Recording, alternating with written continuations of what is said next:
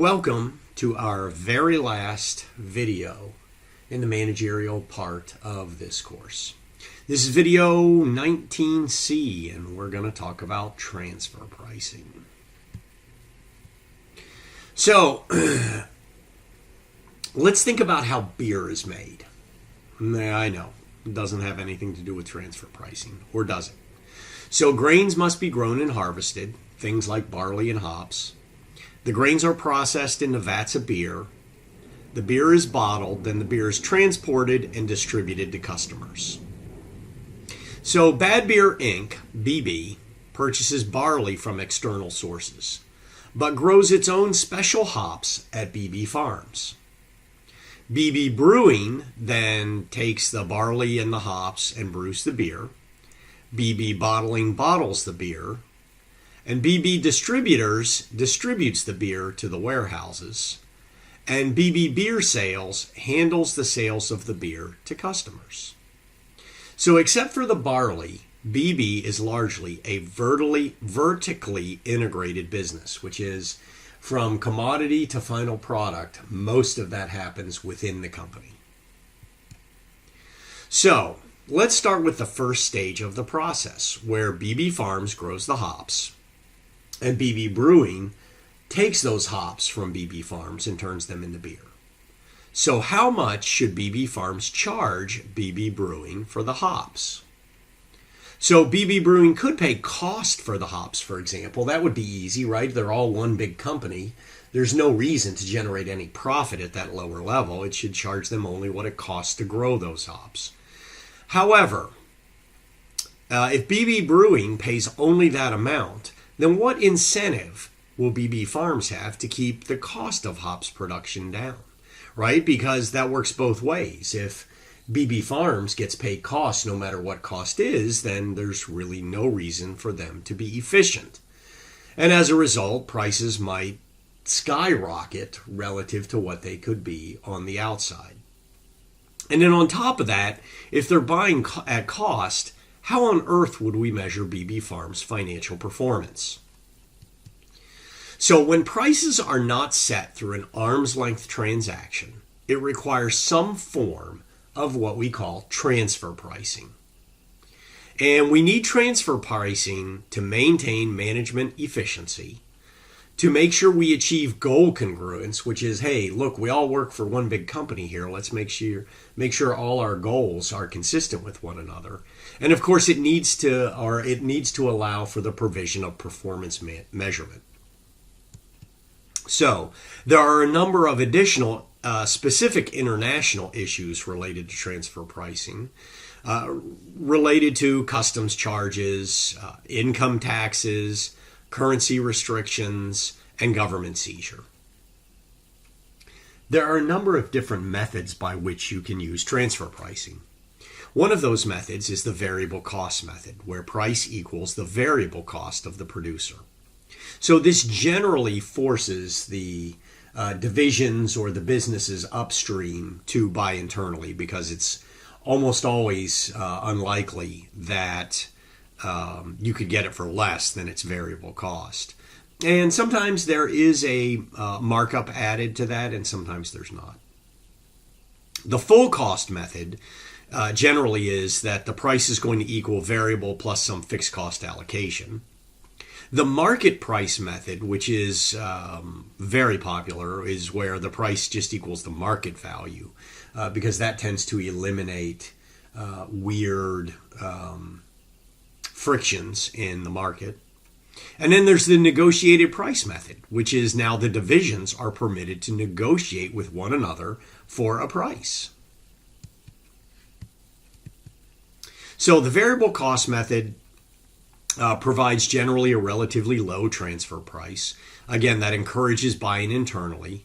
And that's often thought to be the right decision when there's excess capacity. So if, for example, the factory that's creating whatever this product is has excess capacity, there's certainly no reason to now go outside, because you can't even keep the internal production facility at capacity.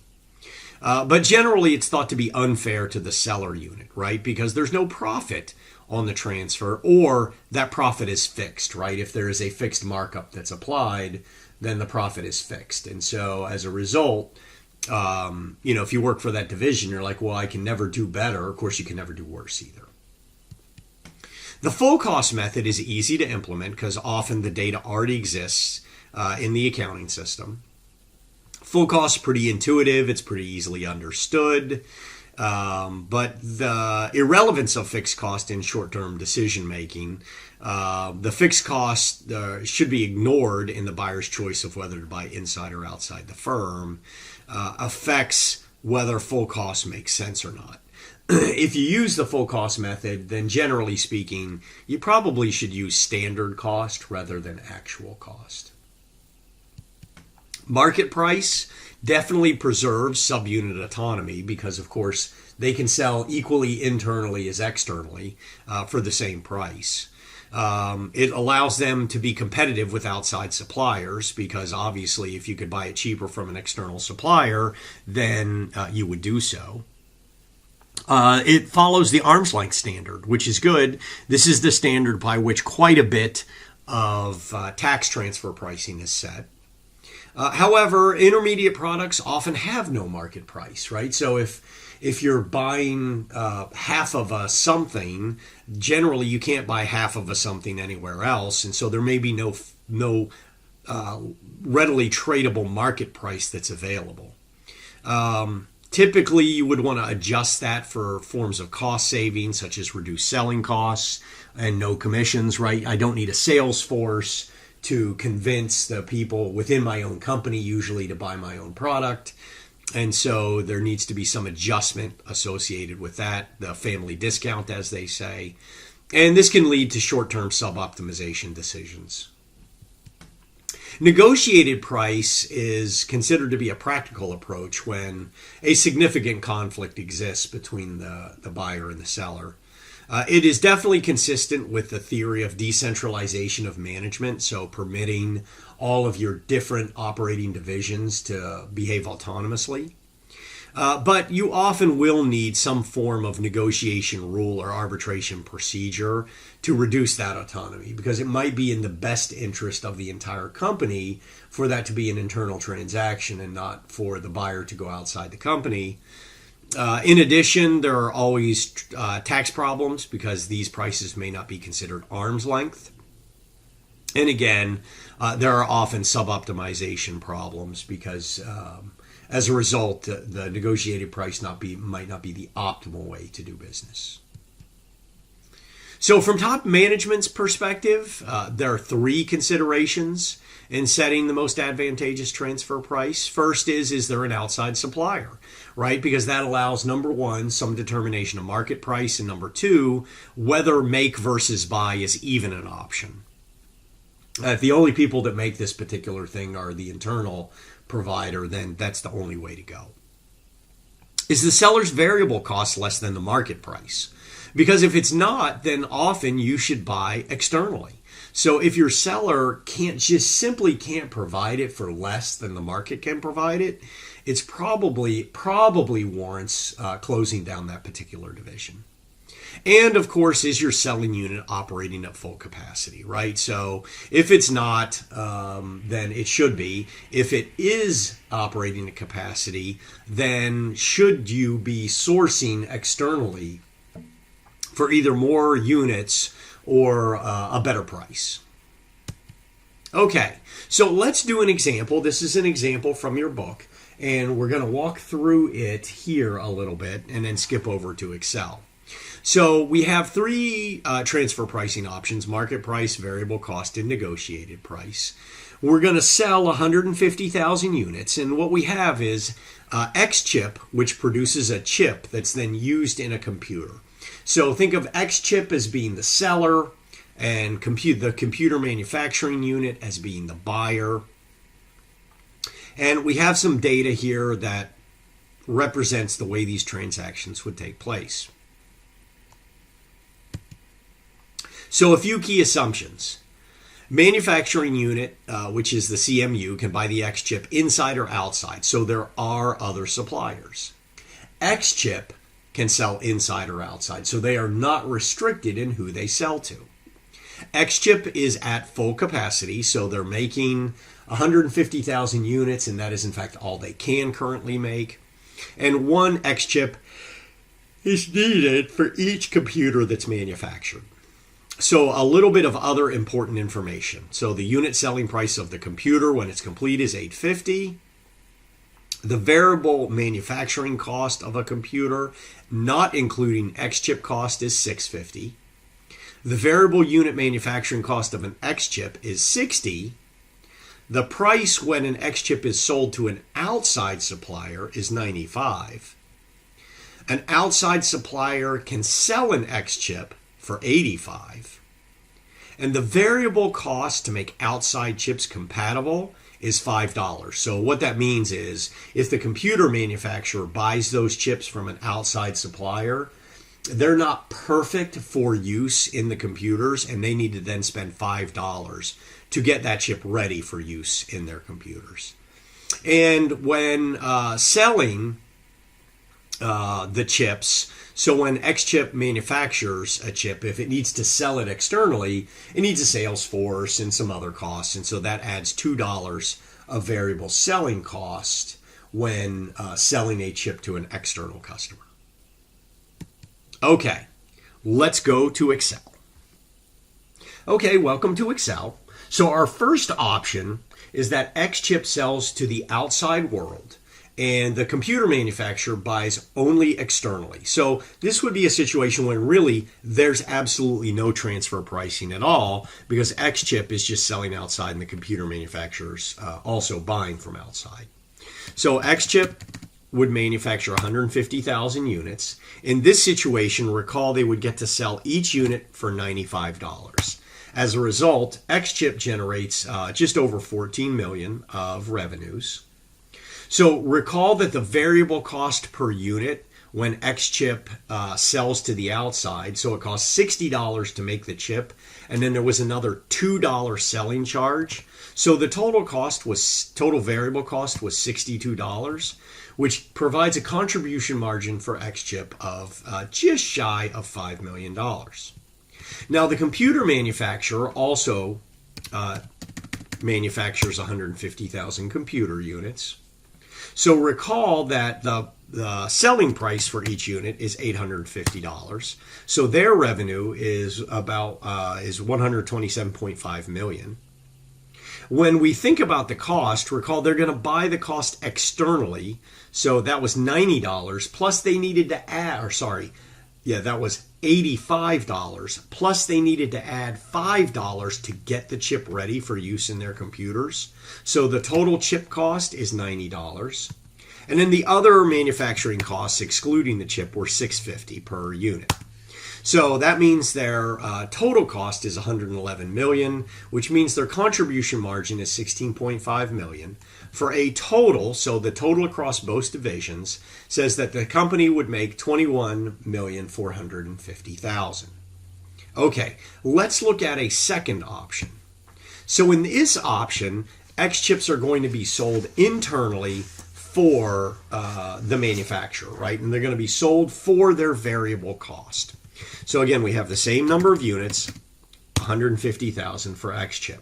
Now this time the price is only their variable cost, which is $60. So their revenue is $9 million. And of course their costs are $60 or $9 million. And as a result, there's zero profit being generated by XChip, the XChip division. The computer manufacturer sells 150,000 computers for the same $850 for computer. But now they're only paying $60 for each chip, plus the other $650 of costs for each unit, and their contribution margin is $21 million. So the issue is, you can see that between the two options, the company overall makes $21 million in this scenario, and makes $21.4 in this scenario. So it would appear that the optimal choice is for both XChips and computer manufacturers to deal with external customers and providers. So let's think about what makes up that $450,000. So when you're trying to determine whether or not your transfer pricing is working, one of the things you're supposed to do is measure first the savings to the upstream buyer, and then secondly, what is the opportunity cost to the downstream provider. So if we were to measure the savings to computer manufacturer, recall that they sell 150 units, right? If they only have to buy them for 60, as they do in this scenario, versus 90 as they do in this scenario, they're actually saving $30 per unit. So they generate $4.5 million worth of savings by buying them internally. X-Chip, on the other hand, also sells 150,000 units. However, what is the opportunity cost of being unable to sell that item externally? And you can see the opportunity cost is the 95,000 minus the 62,000, which is a loss of $33 per unit, or $49.50 of loss. And therefore, there's the net effect, which is the $450,000 of lost income, lost profits, as a result of selling those chips internally only as opposed to externally. Okay, let's finish this out back in the slides. Okay, as a result of our analysis, there's a few important questions that, of course, management would always need to make sure they ask themselves. First is that supplier, is X-Chip working at capacity? In this case, they are. Is that expected to be true in future periods, right? So again, trying not to focus on only the short term. What if next year or the year after there would be excess capacity at the X-Chip manufacturing plant? Then obviously that would need to be taken into consideration. Is the external supply of X-Chips reliable, right? So if the computer manufacturer is buying these chips from an external source, does that external source have the ability to reliably supply those chips into the computer manufacturer or not? And also, are there any issues related to the quality of those chips as purchased from outside, or the speed at which they can be delivered, or of course, whether or not any customizability is ever required for the computer manufacturer to sell its product appropriately? Okay. So we covered this. The general transfer pricing rule is that the minimum transfer price should be the incremental cost of the producing division plus the opportunity cost to the organization as a whole, if any, for an internal transfer. So we looked at this and said, hey, that's going to be $60 of the cost, right? So that's the variable cost of the producing division, the out-of-pocket costs. And the opportunity cost we measured is $33. So that would imply, under the general transfer pricing rule, that when selling internally, the transfer price would be set at $93 per unit. All right, that brings us to the end of our managerial modules. Thanks for watching. Best of luck on your midterm.